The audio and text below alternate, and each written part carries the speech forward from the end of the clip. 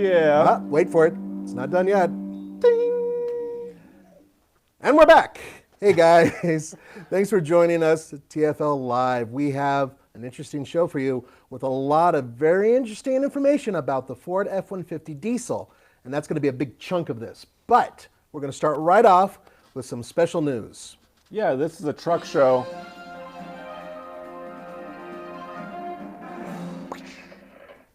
Two different vehicles we're going to be talking about with news, and that is the Nissan Navara, which eventually, hopefully, will become the Nissan Frontier, and the Chevy Silverado. So let's start off with the Nissan Navara. Yeah, so this news recently came out of Europe, and Nissan is partnered with Arctic Trucks. This is a company that modifies all kinds of trucks and SUVs for Arctic explorations. You know, giant tires, you know, you've seen those trucks. Sure.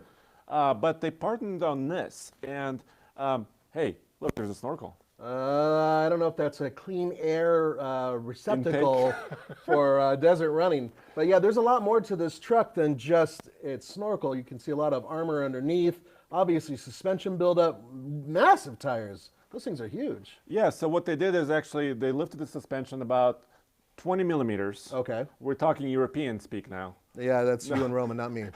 And it's about an inch. Then they put 32-inch tall tire, which also gave it another almost an inch of height difference. So almost a 2-inch lift on this truck. Skid plates, Bilstein shocks, also some body work. But this is basically the next generation of the Navara that's currently sold overseas. But where is our new frontier? Like, we've been waiting for the new frontier for forever.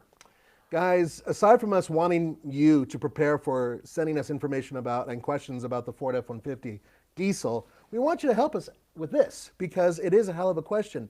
Where is the Nissan Frontier? We haven't heard a thing about it. They've been very tight-lipped about it, but a couple of years back, Roman had an opportunity to drive a prototype diesel of the Frontier, and after that, nothing. So, yeah. Right. So we know it's coming. I mean, it's eventually going to be here. We just don't know when. But this truck by Arctic Truck and Nissan, this could be like I wouldn't want to call it the Warrior edition of the, remember the Titan Warrior? Yeah, which everybody wants, including me. So Nissan, please make it a Warrior. Yeah, and someone clue us in about what's going on with the Frontier in the United States. Now, the next vehicle is the Chevy Silverado Rst. Now, this is some information that we recently acquired about this vehicle. And this image comes to us from autoblog.com. So we just wanted to show you the images, and we thank Autoblog for these images. So the interesting part, so we saw a lot of these trucks in Detroit. Yep. They unveiled a new 2019 Silverado. But the interesting part on this truck is actually behind. Yes, it does have body color grille. Yes, it has the side steps. It's supposed to be a sporty version of the truck, right? Right. But it has the sports bar on the rear, which is similar to the off-road versions of the current trucks that GM is currently selling. Hey, it even says Silverado right there on the side. Yeah, that is pretty slick. Now, bear in mind that RST, we've actually had a chance to drive an RST Chevy Tahoe, and that had the 6.2-liter V8 in it.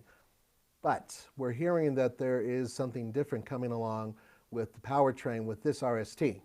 Yeah, and actually there was information published on GM's fleet site, gmfleetorderguide.com, and they listed the horsepower number for what appeared to be the next generation 2019 Silverado for the 6.2-liter V8 at 425 horsepower, which is 5 more than before. 5 more, but... That's a nice bump. Yes, it is, but a little bit less torque, 450 pound-feet of torque less. I mean, 450 pound-feet of torque, which is 10 less. 10 less than the current version. But the new engine is going to have the brand new cylinder management system. Yeah. It's also known as dynamic fire skip or dynamic skip fire technology, which goes down to one cylinder, doesn't it? Yeah, which kind of really sophisticated computer control system, which allows the truck to run either on 1 or 8 or anywhere in between number of cylinders. Very clever technology, 10-speed automatic transmission. Yeah. So we want to hear an official confirmation on this soon. Well, there's also towing numbers on it, though, right? It's 8,100 pounds. That was the Tahoe. That was the Tahoe. Yeah. So we are talking about a potential for increased payload and increased towing. Well, because it's aluminum, remember? So Right. the doors and the hinged items, right? Yeah, so doors, the hood, tailgate, tailgate. are going to be made of aluminum, about 450 pounds of weight savings on the next generation Chevy and GMC trucks. So there you go. Now, before we go any further, in case you guys have any questions, let's answer them, and then we're going to move on to a huge topic, the Ford F-150 diesel. Yeah, so I just came back from the program. So manufacturers have new drive events, right? Uh-huh. And by the way, I'm monitoring your questions here on the laptop. okay. So I'll be able to see what you guys are saying. And manufacturers have these first drive events where they have several days of journalists come in and out. So I drove the truck yesterday, but unfortunately the driving impressions are embargoed until midnight tomorrow. So we can talk about all the details. I've asked Ford a lot of questions that you guys already submitted. That's right. So let's get to those questions because the first one is emissions. Yeah, so let's do some prepared questions that we have prepared so far. Okay, yeah. Like the emissions question. And then, guys, keep using the chat room to give us some more feedback. Yep. So a lot of people are concerned about emissions with diesels, right? So I asked Ford this, what are you guys doing? This is a 2018 Ford F-150 with a 3-liter Power Stroke V6. So they did a lot of work on the engine. It has cooled exhaust gas recirculation system, which is kind of on this side of the engine under the hood. By the way, the rating is 250 horsepower and 440 pound-feet of torque. Torque comes in at 1,750 RPM. Okay. So really torque, it's, that's what diesels are known for. Yeah, torque at the low end. Low end torque and just sort of smooth cruising down the highway, right? Mm-hmm. So they paid special attention to emissions, right? Obviously it has a DEF system. Yes. Diesel exhaust fluid system, 5.4 gallon tank, which is a sizable amount of DEF fluid, should take it about 10,000 miles. That number depends on how you drive the truck. If you're really hauling a lot of weight, that range will decrease on the diesel exhaust fluid. But they have no worries. Ford guys said it will pass all regulations, all emissions. It's all there. Brand new injectors. Because this engine was also in another version of this engine is actually in the Range Rover, which we did drive, and we've had an opportunity to spend some time with that engine. Now, speaking of durability and long time everything, some of you guys have been asking about the timing belt. Yeah, actually, a couple of questions are coming in. Okay. Let's leave this image on the board, though, because there is a timing belt. Transmission, 10-speed automatic.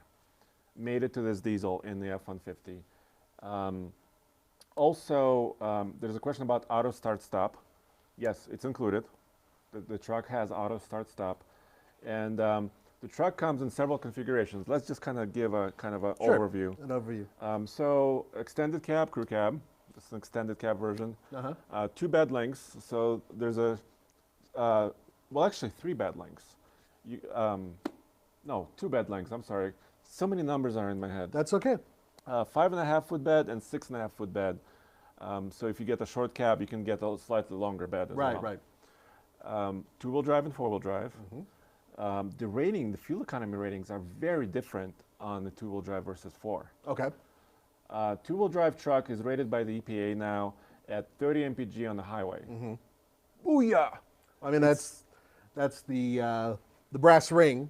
Yes, it's the best half-ton or full-size truck rating out there because previous generation of the Ram EcoDiesel was rated at 29 mpg on their high fuel efficiency 2-wheel drive model. Remember, we tested that truck. Yes, we did.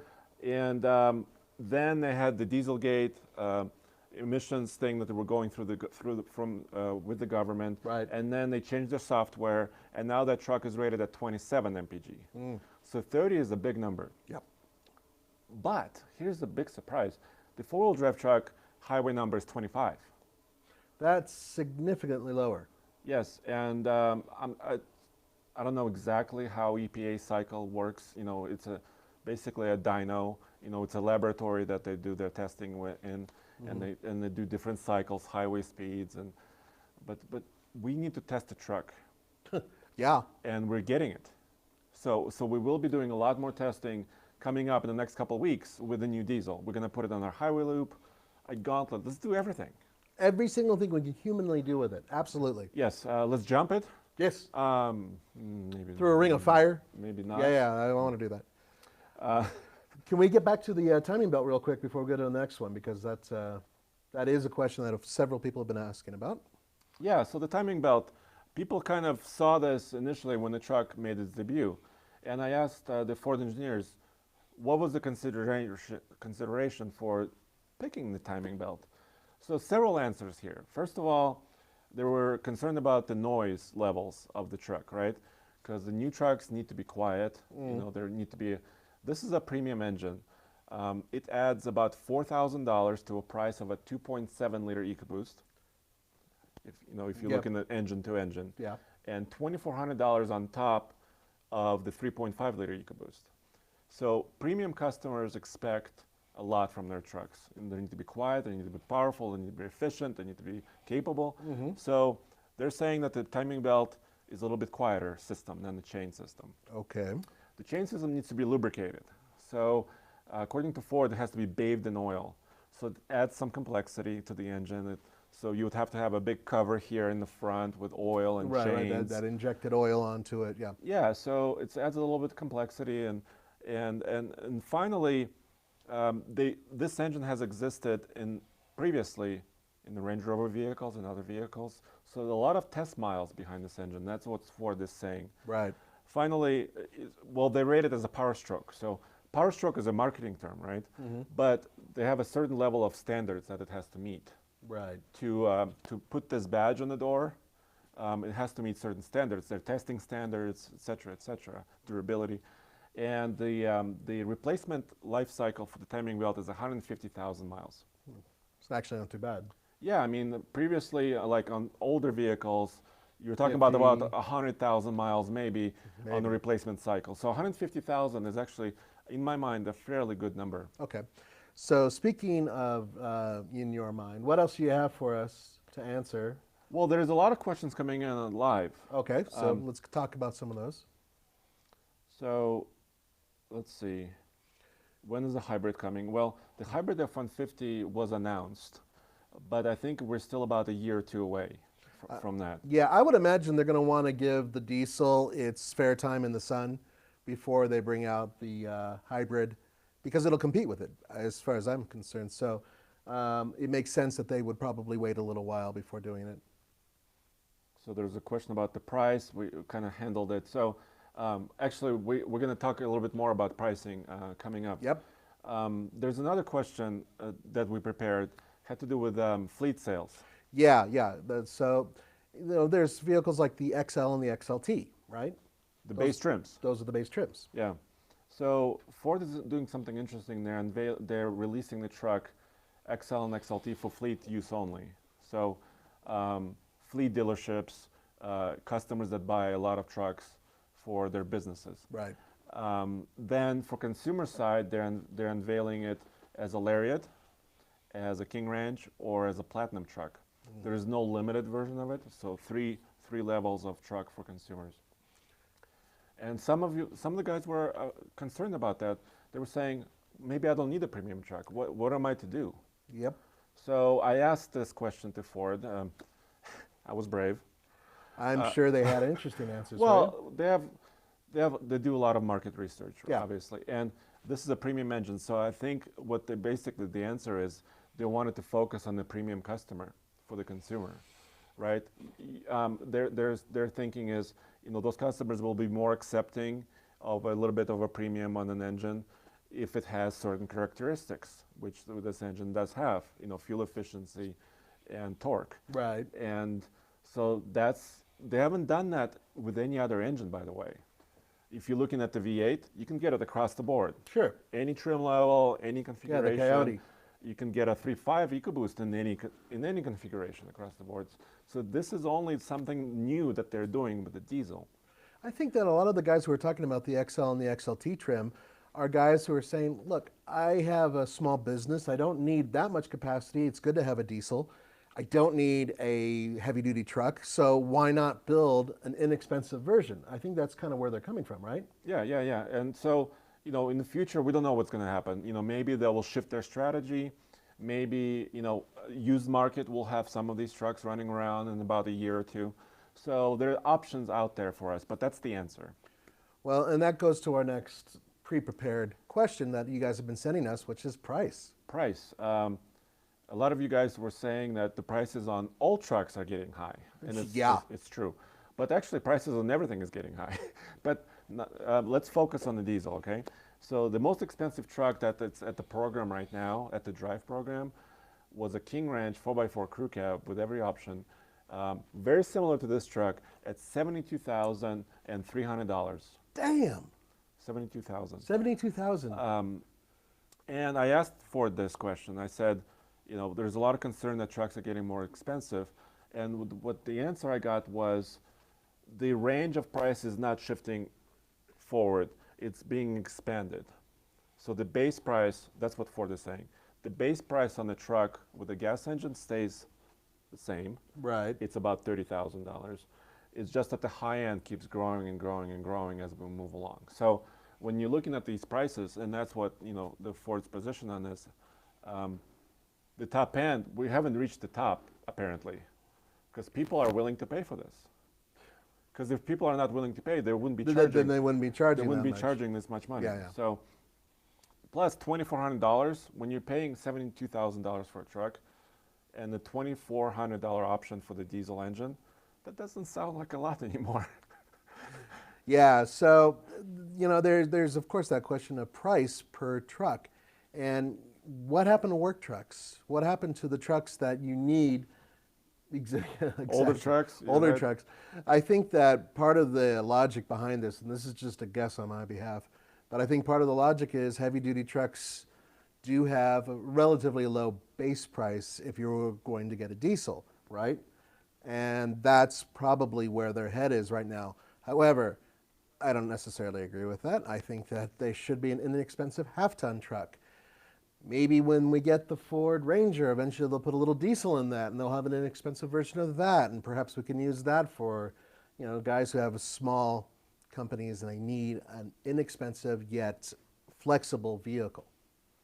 And I did some research on pricing yesterday, because we actually published our first video on the TFL Truck YouTube channel. Right. Our first take before the embargo lifts, so we couldn't talk about how it drives.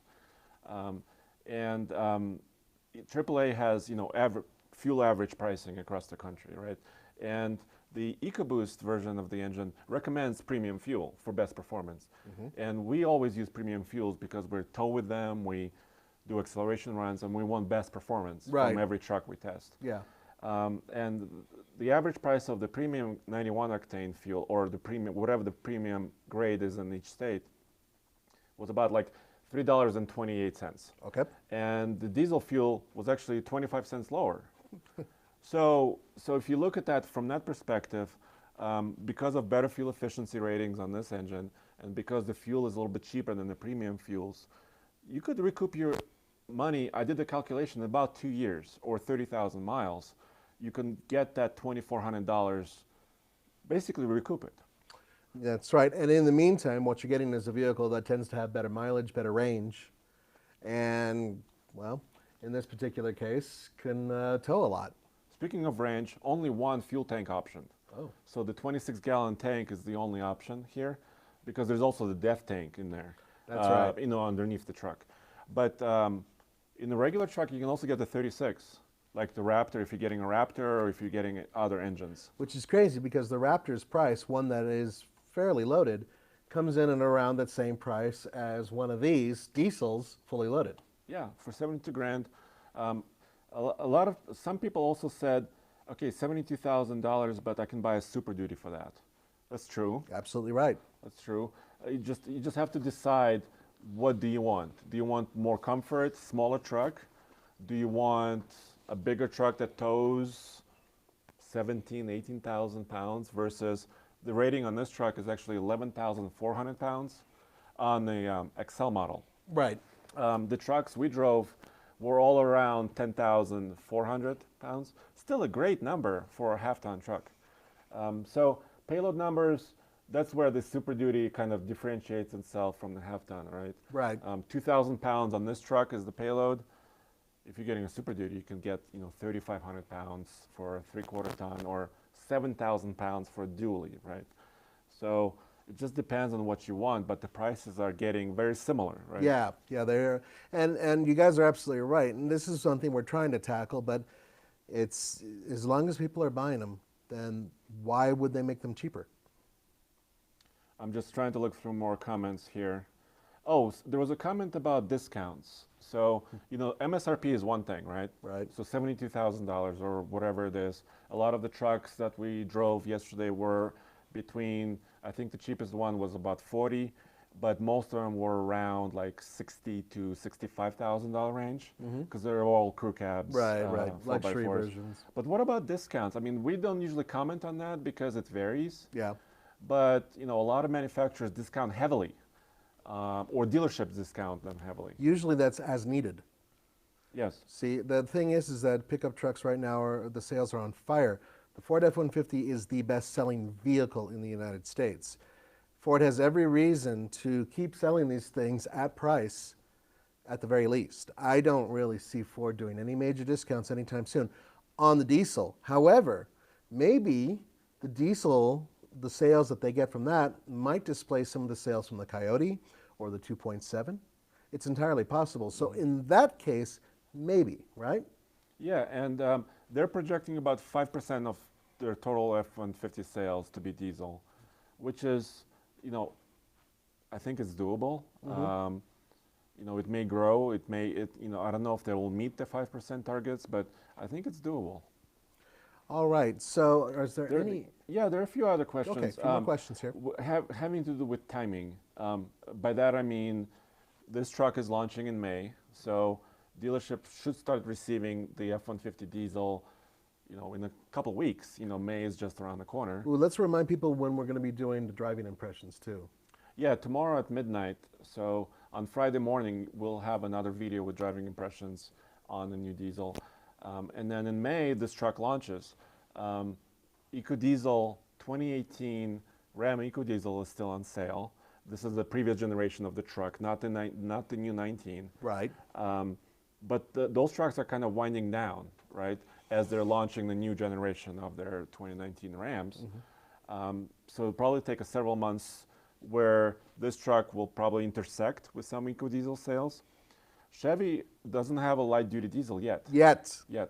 But tell them about what we saw in Detroit. The news, it was like nobody would have expected Blew us away because they're talking about it's a 3-liter as well. Yeah. But it's a straight 6 diesel that the they are Duramax. developing. Yes. Yeah, and it's brand new. And they will be putting it into their half-ton trucks, and it will compete directly with Ford and Ram. General Motors had no problem saying that they feel that they will be doing a lot better with overall MPG range and power. So they were very optimistic. They didn't say the numbers, of course, because right, no power numbers, no nothing, fuel, nothing. But they made it seem like that they were really aiming for this vehicle and that they wanted to take it on and they wanted to beat it. So this is all good news for you guys because the more competition that is out there, the more choice that's out there, hopefully it'll lower some of the prices and make your choices a little bit easier. Absolutely. Choice, consumer always wins with choice. And the timing works like this. GM said that their 3-liter Duramax straight 6 is going to be on sale within the first model year of 19, which means if the truck launches in November, let's say, the new Silverado, so you could be within like 10 or 12 months of that where the diesel Silverado could appear. That's about the time that we were expecting, yeah. And then same thing, calendar year 19 for the Ram, the next generation, 3-liter V6. Everybody's doing 3 liters. Yeah, but only Ford, only General Motors is doing the straight 6, yeah. Whereas in Ford and Ram are doing the V6. Yeah, so let's say if the previous generation of the Ram winds down, and then there's still several months where this truck will be the only option before the new 19 competition comes in from Ram and Chevy. So Ford may be looking at some open air there where they can sell some trucks. That is correct. And we also are expecting some mid-size trucks having diesel power plants as well, including the Jeep JT Scrambler, if they're going to call it Scrambler. Yeah, actually there was a question about that. So the 3-liter V6 that we're talking about in the Ram is going to be in the Jeep. JL will have it. Right. And there's information on the forums that the JT, the Scrambler, will have it. Which only makes sense, especially considering what we've seen at Tow before. And that will put it right into the same category, roughly, as the Chevy Colorado and the GMC Canyon in terms of those diesels and their ability. So I think they could tow up to around 7,000 pounds and change. Yeah, and we want your feedback as well. So Please. either in the chat room here or when this video goes actually as a recording goes live, just put your comments down. Tell us, would you buy a diesel F-150 if it costs, between $400 and $2,400 more, $4,000 or $2,400 more than a gas engine? Which is the big question. Yeah, and also what you guys think about the competition, Chevy versus Ram versus Ford in this space. There's of course the Titan XD. That is one of them, and a very vague rumor that Toyota is considering doing a diesel, but Yes, I wouldn't hold my breath on the me Toyota. neither. Yeah. But the XD is kind of a different truck. It's a little heavier. It's a tweener truck. It's kind of plays in that space between the half-ton. It's got a beefy frame, but it has the same axles as a half-ton, so it's kind of in a weird world. But the point being is that I don't really think it competes with these trucks. That's a V8 diesel, Yes. and it's just a higher torque, higher, number, yeah. all that stuff. And the displacement of that engine. So yes, it is a player, but it's a small player in this space. Yes, absolutely. Okay, guys, we're about to wrap it up. Once again, thank you so much for joining us. And don't forget, this video will turn into a regular video, and we will be looking at your comments a little bit later on as well. Yeah, thanks for joining us, and come back soon when we're going to have a lot more regular live shows coming up in about a week or two. Friday morning, remember, Drive Impressions F-150 Diesel.